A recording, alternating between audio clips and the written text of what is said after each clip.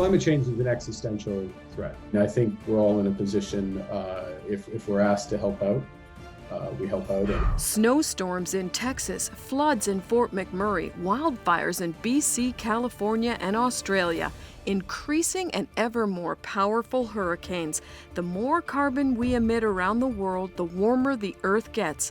And it's clear climate change is changing Mother Earth. Please make no mistake. Climate change is the biggest threat to security that modern humans have ever faced. Internationally renowned and much-loved scientist Katharine Hayhoe is here. We can't afford to let down our guard. Climate change matters today more than ever. Plus, Context correspondent Cheridan Sanders talks with us from Rome, where the lockdowns and fewer tourists have given the canals of Venice back their beauty. Author and journalist Marney Bloom talks about Israel's technologies in helping global climate change. And back in Canada, where many environmentalists, even famous Hollywood movie stars like Jane Fonda, are up in arms about oil pipelines, Indigenous leader Karen Ogen-Taves is here to talk about why some of Canada's First Nations people are pro-pipelines, and a sit-down with A Rocha CEO Luke Wilson. Today on Context, COVID-19 and caring for God's creation, two urgent issues facing the world and that require responses from all of us. Here's Maggie John with scientist Katharine Hayhoe. Katharine, thanks so much for joining us today. We're seeing so many people dying of COVID, millions of people dying around the world. Why is it still so vital and so important that we stay focused on the planet, on the climate? Digging up and burning coal and gas and oil has presented us with all kinds of benefits that have improved our life enormously. But we know today that air pollution from burning fossil fuels is responsible for 8 million deaths per year. And just for perspective, we have already seen 2.5 million lives lost due to COVID. Every life lost prematurely is one too many. But we are losing 8 million every year due to air pollution from burning fossil fuels. And that's not even talking about the impacts of climate change. The best cartoon that I have seen, or the most appropriate cartoon, is one of a tsunami of COVID with a tsunami of an economic recession behind it, with a giant, massive tsunami of climate change behind that. We can't afford to let down our guard. Climate change matters today more than ever. Wow, I love that perspective. Thank you for that. Now, we continue to see so many examples of extreme weather as well, from severe snowstorms. You know that specifically because you live in Texas, where we saw the recent snowstorm. Some will say that this is a fluke. The rest of the world will see it as climate change. How do you convince people to really see this as a problem, to see climate change as a problem? One of the biggest ways climate change is affecting us where we live is by loading the weather dice against us. We always have a chance of rolling a double six, a crazy heat wave, a flood, even a hurricane reaching all the way up to the Maritimes. That happens naturally. But as the planet warms decade by decade, it's like it's sneaking in and taking one of those numbers and then another and another and turning them into sixes and even giving us a 7 on our dice. So all of a sudden we're seeing wildfire seasons like California experienced with apocalyptic orange skies. We're seeing hurricanes in Texas dropping 50 inches of rain in some places, and 3 500-year flood events occurring in 3 years. We're seeing record-breaking heat waves. We are seeing hurricanes reaching farther north at much greater intensity and much greater strength than they would otherwise. We are seeing global weirding. And that is where climate change is coming in, loading those weather dice against us. We hear now that there was a slight dip in carbon emissions last year during the global lockdown that we all experienced. Have we seen the Earth kind of replenishing in some places, but not in others? We have seen that our carbon emissions last year dropped significantly. In the month of April, they dropped 17%, and over the whole year, they dropped 7%. And this is encouraging because it shows that if we take action, we can truly make a difference. In fact, if that 17% that we saw in April was maintained, we'd be more than a third of the way to our Paris targets by 2030 in just a few weeks. So why aren't we? It's because they weren't achieved in sustainable ways. Shutting down industry, keeping kids out of school, people losing their jobs, shutting down the economy, that's not a sustainable solution. What is? being more efficient with the way we use our energy and our food. We waste more than half of the energy and more than half the food that we produce. We just waste it. This is true in Canada as well as in the US. We also have to transition to clean energy sources that don't produce the air pollution responsible for 8 million deaths around the planet every year. And we have to figure out how to maintain and preserve and conserve our forests, our natural lands that take up carbon, how to engage in smart agriculture that puts carbon back in the soil where we want it instead of the atmosphere where we don't. All of these things truly can make a difference, and they can help here and now as well as in the future.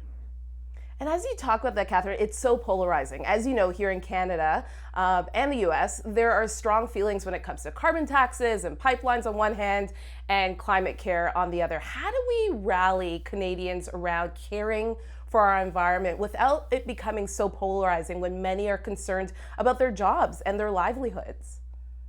The reality is that climate is changing, and it affects every single one of us, no matter where we live, in ways that already matter to us. You might love snowmobiling or ice fishing. You might be a birder or a hiker. You might be a new mom or a parent. You might be somebody who belongs to a certain faith tradition. Whoever you are, you already have all the values you need to care about climate change. So where does the debate come in? The debate comes in terms of the solutions. People are scared because solutions involve change. But we have to change, because otherwise we are going to have a price tag that we cannot afford to pay. And so that is why, for example, the concept of a just transition is so important. And there's many organizations, as well as the federal government, that are investing in this. Like Iron Plus Earth is one of those organizations that is a grassroots organization that trains oil and gas workers to have the skills that they need to get jobs in the new clean energy industry. With people like Warren Buffett building brand new giant wind farms in Alberta, we see that the future is starting to arrive, but we need to transition towards that in a mindful way that does not leave people behind and that does not point fingers of judgment either. We all want a better future. We all want an electricity when we turn the lights on. We all want water to come out when we turn the tap on. And so working together, I truly believe that we are going to be able to fix these problems. But it begins by building bridges rather than digging trenches. On that note, and my last question, climate action is high on our current government's platform here in Canada. Can Canada's contribution really make a difference when we see other countries really putting it on the back burner? As a Canadian, one of the questions I often hear is, we're just such a small country population-wise, why do we matter? Well, it turns out in terms of cumulative carbon emissions, we're on the top 10 list. Yes, we are. Of course, the US is there and China is there, but we are on that top 10 list too. We can make a difference. And here's the interesting thing. When I go or when I talk to people in Norway, they say, oh, we're such a small country. Why do we matter? I talk to people in Ireland. They say, we're such a small country. Why do I matter? I talk to people in the US. They say, oh, we're such a small country compared to China. Why do we matter? And then you talk to people in China and they say, oh, per person, we produce almost nothing compared to you people in Canada and the US. Why do we matter? The reality is we all matter. Every little bit counts, and we can all do something to make a difference. And that change begins at home. It begins with us, and it begins with something as simple as having a conversation today about why climate change matters, how it's affecting us right here where we live, and what are some sensible things that every single one of us can do to help not only support provincial and federal action, but to make changes in our lives, our businesses, our schools, our place of worship, our communities as well. Because we all live here together, and like I said, we all want a better future. I love it, Katharine. You put things in such great perspective and make me feel like I can do something. I can change the world. Thank you so much, Katharine Hayhoe, for your time today. Thank you.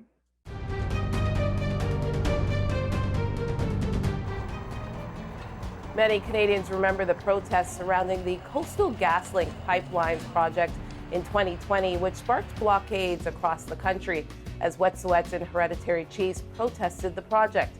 My guest today was an elected chief of the Wet'suwet'en First Nation for 6 years.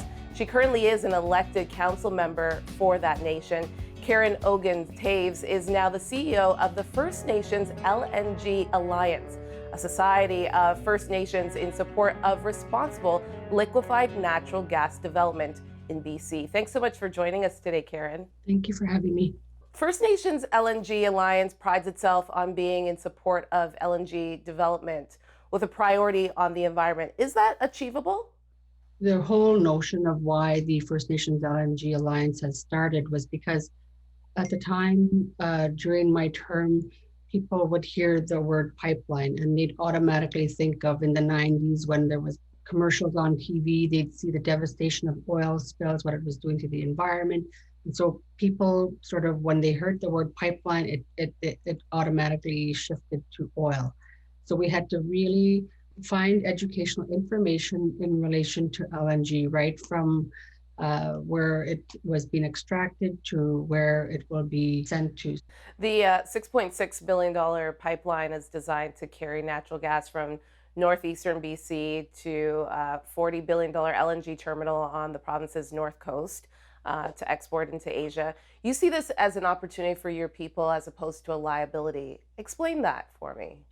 Most people don't realize that pipelines have been around for centuries and that there are LNG lines in the ground where Aboriginal people have had absolutely no consultation, no accommodation. So no benefits have come back to the Indigenous people. So you have on one hand, industry and government extracting resources, whether it be forestry, mining, LNG, whatever. There should be no reason why Indigenous people live in poverty. We need to balance the scale so for fairness. If this is our unceded territories, then we should be able to benefit, and our people shouldn't have to live in poverty and have poor housing, poor education, poor health. And Karen, what about the concerns of the hereditary chiefs? Lack of land title, lack of consultation, safety of the communities, and according to them, that there is some land that just should not be touched. Well, there's a couple of things that you can take from that. We have one LNG line that's already going throughout the territory. That was put in the 1950s. You know, all the towns and cities across the northern BC have LNG lines going through them. That's how they heat their homes. So when you think about it, there's pipelines throughout this territory that most nations don't even know about. My perspective is I support that whole notion of the UN Declaration. I support rights and title because that's the way forward for our people. If we have a solid governing system as a nation and the elected and the hereditary work together, we would be such a powerhouse. I acknowledge that the blockades have put the Wet'suwet'en people on the map. And I really believe that if our system, our traditional system and our elected system were to ever come together and work together as one so that our people and land could be taken care of, that would be such a powerhouse. And that's what I would like to see. That's what I envision for our people, is that we work together so that our people have a better quality of life. Karen Ogen-Taves, thank you so much for your time today. You're welcome. Thank you for having me. Ma è sicuramente più limpido, basta vedere il canale con l'acqua super calma, non ci sono le navi, traffico zero, certo che è più pulita.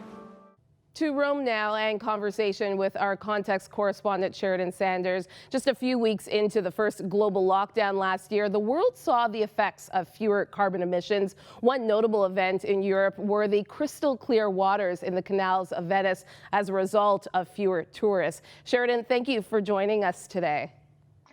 Always a pleasure, always a pleasure. So you've been in lockdown in Rome for a year now, as we have here in Canada. Tell us about the changes in the environment you've noticed in Italy after the first lockdown.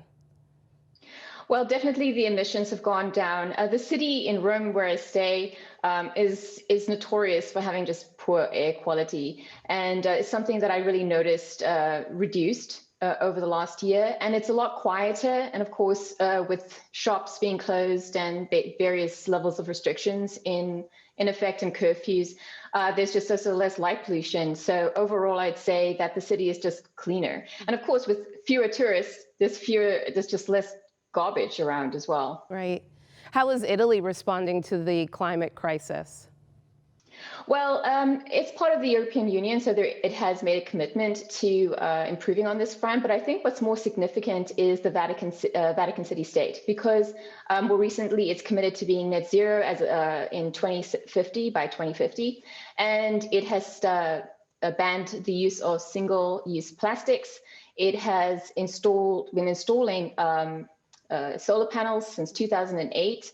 and more recently has decided to swap out all of their cars to being hybrid or electric, and has more recently as well committed to increasing its recycled waste to, I think it's at 65% now, and it's trying to get to 75%. So I think that all of those actions have shown that it's really committed to, walking the talk.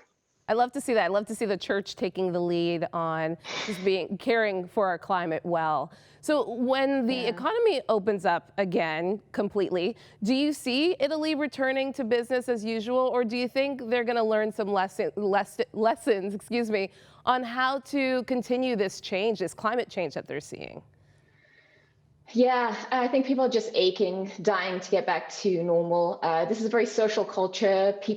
Part of the whole charisma of Italy is being able to go to restaurants and be together with family and to enjoy these social activities. So that's been a real hard experience over the last year. That said, I think that you've seen the adoption of a lot of digital tools in ways that have been unexpected. And because it went through such a severe lockdown, people have really had to innovate on that front. I think the city has also taken a lot of opportunities to employ a lot of green initiatives in this time that's been kind of just available to them. And I've seen also a resurgence in, bike lanes and, renovation of parks and that sort of thing. So I think that that's all really, good signs on that front in terms of just paying more attention to the environment and to those social spaces. I think a lot's going to change coming out of this. I don't think anyone's going to be the same afterwards. But one thing I'm really impressed with is just everyone has been extremely resilient. And I think that there's just a greater awareness overall about how this is all connected. Because, as the Pope has said, climate change and the pandemic, they're not mutually exclusive, they're connected. And I think we can expect to see more of this kind of thing in the future. All right, Cheridan Sanders from Rome, thank you again for joining us today. Always a pleasure. Thank you. Like to watch more Context Beyond the Headlines? Catch up on any of our shows online. On YouTube, search Context Beyond the Headlines for the most up-to-date episodes and extended content. Listen on the go with Apple, Spotify, or Google Podcast. Check out our reporters and producers' stories at our website, context.show. Follow us on Instagram at Context Beyond the Headlines and Twitter at ContextTV. There are so many ways to put more context into your life. When the world went into lockdown, images like the one you're seeing on your screen quickly spread around the world. It seemed as if the earth was getting some relief, possibly even replenishing in some part. Well, Marney Bloom has worked in Israel for years, and she joins me now. We're hearing of more wild animals in the streets of Israel since the lockdown, just more, as we talked about, more replenishing of the earth. What are you noticing in Israel when it comes to climate change? Well, in Israel, there are two government agencies that publish data every single year. And those agencies would be the Israel Meteorological Service, as well as the Water Authority. And so what they've been saying in three areas: first of all, temperatures in Israel have been warming up, like in other parts of the world, but not consistently across Israel. For example, in the west of Israel, the mountainous regions, the coastal lowlands, the northern Negev, which is the desert, they are warming up faster than the eastern part of Israel, which is the Jordan Valley, as well as the north. And so they're seeing that. But what is of significance to Israel are these, what they're calling incidences of extreme temperature events. So heat, for example, heat waves. And they're seeing an increase in heat waves over the past series of years. In terms of precipitation, they had been seeing a trend of lower levels of rainfall in Israel, but that trend is sort of blown out of the water, so to speak, in that in 2020, there was a lot of rainfall. There was a lot of flooding. In fact, there are images on Israeli TV of Israeli surfers surfing down the streets of some cities in Israel, wow. Surfing on the cascading rivers that were overflowing. So definitely there's a break in that trend. And lastly, when we look at sea level, Israel, like all other Mediterranean coastal nations, has seen a rise in sea level every year. There's a rise of about 10 millimeters. What can happen if there isn't a focus? What are environmentalists in Israel saying if they don't focus on the environment? Climate change isn't at the top of Israeli concern. And when you have 150,000 missiles, mortars, rockets, just north of your northern border in southern Lebanon pointing at you as a nation, I mean, climate change isn't exactly at the top of your concern. But what Israel is so world renowned about is the fact that they are advocates of green technology. So they develop technology that they don't only use in Israel, but they export to the world. And so you see Israelis are developing in the area of water. They have the world's top sewage recycling programs as well as desalination plants. They are experts at converting CO2, which we know is at the heart of the greenhouse effect and greenhouse emissions. They can convert CO2 into an energy source, and also by using microorganisms. And in fact, what's so interesting as well, they've even developed technology where they'll take cow manure and convert it into rich fertilizer that they can put on the fields, and in that way they can also be a benefit. It's a benefit to the environment as well. So I think in terms of Israel, their strength is that they are innovators. You know, there's that saying that necessity is the mother of invention. In Israel, I would say necessity is the mother of innovation. Yes, Israel always seems to be on the cutting edge of technology. Thank you so much, Marney Bloom, for joining us today.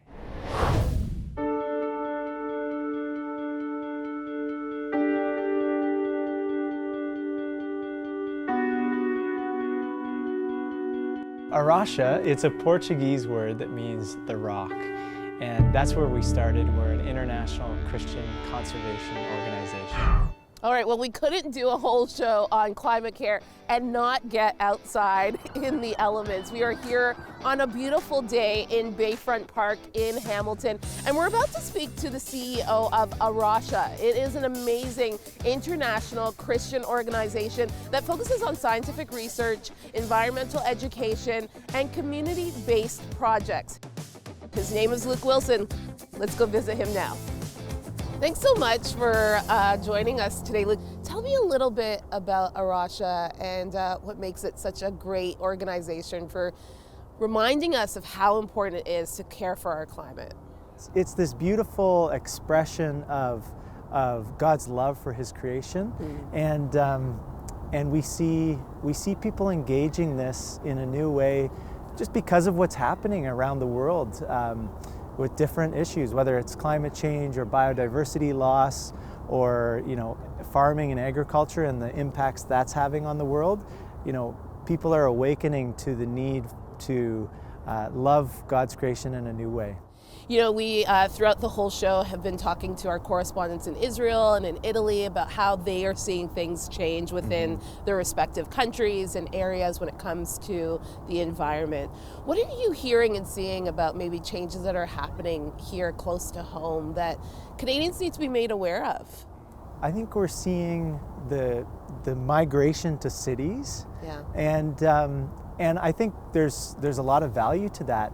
But one of the things that you start to ask yourself is, how do you care for the city well and the ecology around a city? In Ontario in recent months, we've seen some major changes in the green belt and conversation around policy with our green belt. And you know, there's a number of issues between, you know, urban and rural, and how do you balance, you know, population needs in a city and the need for the beauty of the land and what comes out of the land?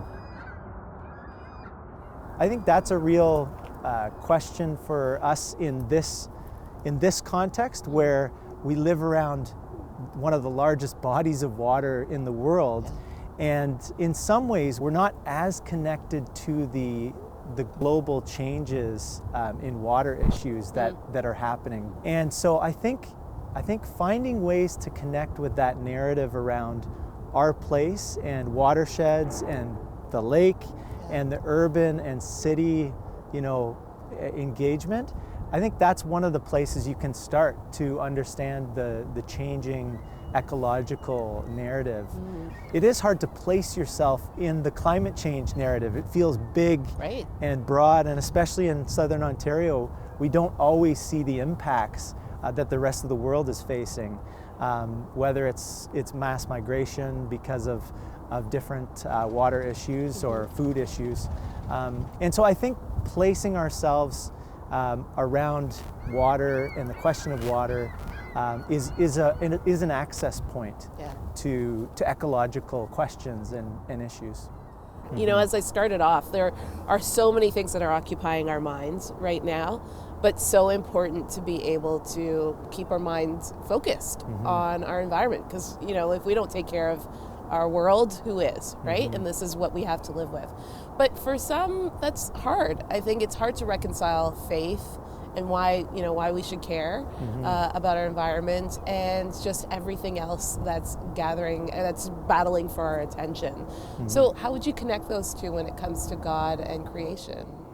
There is so much in the Bible that helps us understand why it's on mission. It's part of the gospel to participate in creation care. It's not supplementary or sort of this maybe I'll do it, maybe I won't. It's actually core to what it means to be a Christian.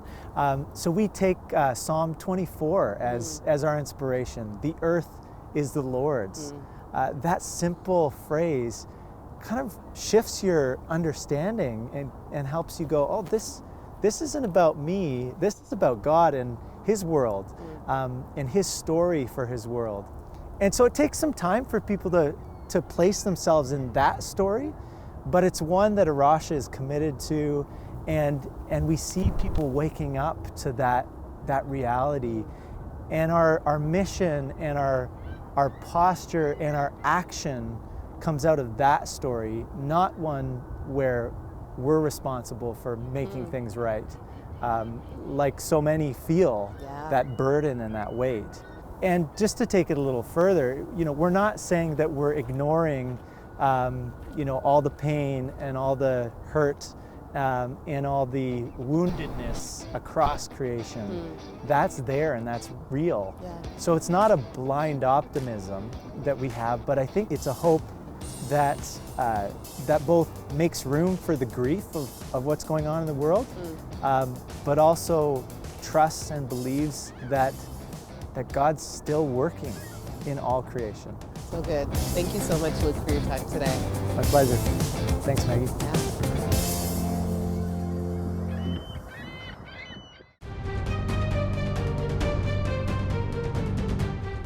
Hi, I'm Calvin Mazik, Director of Context. Each week our team tackles news headlines that affect us all. Our producers go beyond those headlines where we find God in action. But we could not produce this program without you, our viewers and our donors. If you'd like to find out how you can support the show, visit us at crossroads.ca/context. We'll see you next week and every Wednesday at 9:30 p.m. right here on Yes TV.